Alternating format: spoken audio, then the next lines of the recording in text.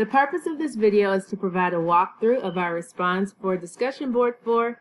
This week we are introduced to analysis of variance, or ANOVA, as well as analysis of covariance, also called ANCOVA.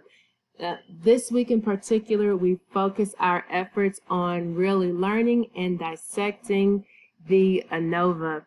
We start off with a response to really differentiate between the two different tests. But I think it's important to recognize that both of these tests are complex differential statistical analyses. So they are measures of the differences between means or mean groups on a dependent variable.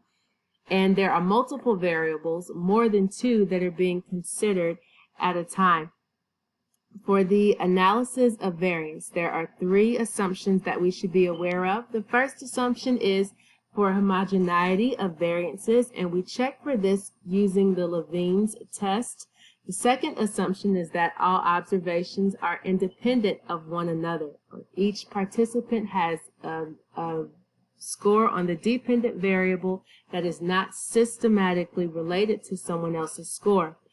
Also, the dependent variable must be normally distributed, and we could easily check for this by running a descriptive, checking the skewness value, and if it's less than, or if it's between -1 and 1, we know that it's approximately normally distributed. The ANCOVA, since we're comparing and contrasting, has all three of these assumptions. In addition to this assumption, there's also the assumption of homogeneity of regression slopes between the slope of the covariate and the slopes of the factors. But we'll get into that more on next week. The particular question that we're looking at asks us if there are differences in math achievement for people on varying math grades and or father's education revised. So notice here that we have three variables that we're dealing with. We have one dependent variable, which is math achievement, and we have two independent variables, also called factors when we're dealing with ANOVAs. So this first factor is math grades. Remember that it has two levels. It has low math grades and high math grades, or I think it was labeled less A's and B's and more A's and B's. Remember that that low level was coded 0 and that higher level was coded 1. That's going to be important a little bit later on. For father's education revised, we have three levels. We have low father's education, some college, you'll hear me say moderate or medium level, and then we have highly educated fathers. Those were coded 1, 2, and 3 respectively. So notice that we are performing a factorial ANOVA. Specifically, we are performing a 2x3 factorial ANOVA. So I began with the hypothesis statements. Notice that we're testing for the null effects. So for all three effects, notice that we're testing for three effects. The effect of the first factor, the second factor, and then we're testing for the effect of the interaction of those two factors. Remember that we're always testing for the null hypothesis. So the null says that there are no differences between any of the groups that we're considering. So in the case of the first effect for math grades, there's no difference between the means of the low math group and the high math group. For the father's education, the null hypothesis is that there's no difference in the math achievement between students who have fathers with low education, moderately educated, or highly educated fathers. And the null for our interaction is that an interaction is absent. And of course, the alternative statement would be the opposite of these, that there are differences between the groups. Remember that we are always testing for the null. And Dr. Vista indicated in class that normally when we write these statements out, that they should be written as a statement as opposed to an equation.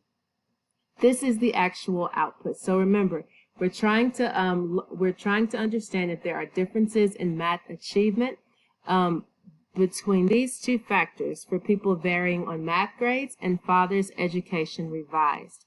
So the first table that we see for our factorial ANOVA our 2x3 factorial ANOVA is between subjects factors. It tells us the size of the groups for each level of the variable. So for that first level of math grades, we have 43 participants. For that, or level, it's coded 0. Remember that, even though I said first level. For our other level, coded 1, there are 30 participants in this category. And then we also have the group sizes for each level of father's education. The descriptive statistics table shows us the means and standard deviations of the math achievement scores on the dependent variable, right? For each of those groups, these are the means that are going to be compared later on. Levine's test of equality of error variances, it tests for the assumption of homogeneity of variances. And notice here that that based on the mean, this is the one that matches what is shown in our textbook. But this test is statistically significant. That means that the variances are not homogeneous, that there is a statistically significant difference. So, because they're not the same, because they're different, the assumption of the homogeneity of variances is violated. And that's going to be important later on when we are looking at our final table, but you'll see that in just a minute. Our test of between subject effects, now our textbook tells us that for this table, which is the most important table for this output, we first look at this interaction. If this interaction is statistically significant, which it is, it means that we should approach the main effects with caution. Now we're going to have to do a post hoc test or a test of simple effects because even though we have a main effect of math grades that's statistically significant and a main effect of father's education revised that's also statistically significant, we want to know which levels are interacting to produce that that significance. Now, also, whenever we have an interaction effect, we are advised to look at the profile plot, which is here, in order to visualize what's going on. So we know that there are differences. We're looking at the difference between these two means for fathers in the low education group, these two means for students with fathers that have some education, and these two means for students with highly educated fathers. So now, remember I said that we have to do a second test, a second simple effects test. This is the one-way ANOVA that we're getting ready to perform. Now, before we move into that ANOVA, I want you to look at what we're creating. You'll probably remember that we had to create a new cell that had 6 levels. So this is what we're creating when we create that cell. Remember that this top line represents students who had higher grades, or mostly A and B's. That blue line represents those who had lower grades, below A and B's. So we had our father's education group, some college, and fathers with higher education. So our first cell is going to be a combination of students with high math grades, right, and fathers with low education. Then low math grades and fathers with low education. Then high math grades and fathers with some education, low math grades and fathers with some education. Then we have high math grades, fathers with high education, and low math grades, fathers with high education. So these are the 6 cells that we're creating, and I'll show it to you in our syntax. So you'll probably remember we coded 0 for low math grades, 1 for low father's education, that's level 1.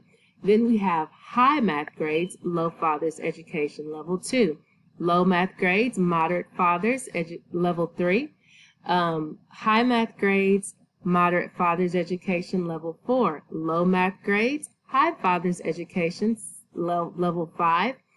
And high math grades and high father's education, level 6. So these new cell codes basically represent each of these mean points on this profile plot.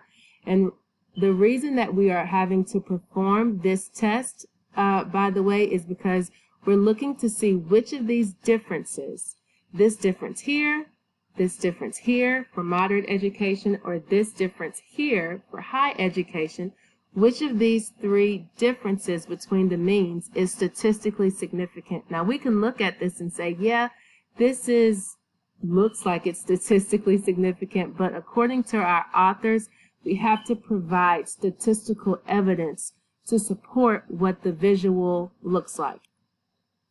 So we formed our 6 cells, and now we want to ask SPSS to perform a contrast between certain pairs of cells. So notice we're using the numbers 1 and -1. I'm assuming the signs are different to indicate that we want to learn the difference between these two cells. So we're asking for a contrast between levels 1 and level 2, right? This is levels 1 and level 2 for low education, fathers with low education. Then we're asking for a contrast between levels 3 and level 4. This is for fathers, students with fathers that are moderately educated. Then we want a contrast between levels 1, 2, 3, 4, 5, and 6. Levels 5 and 6. Both of those are for highly educated fathers, right? That would be these 2 points right here. So we're asking SPS to contrast these two. Is this difference statistically significant? Then contrast these 2 points. Is this statistically significant, this difference? And then, of course, to contrast these 2 points. So once we ask for that test of simple effects, this is where our second ANOVA comes in. But this ANOVA is just to check for effects. It's not the overall ANOVA from the beginning.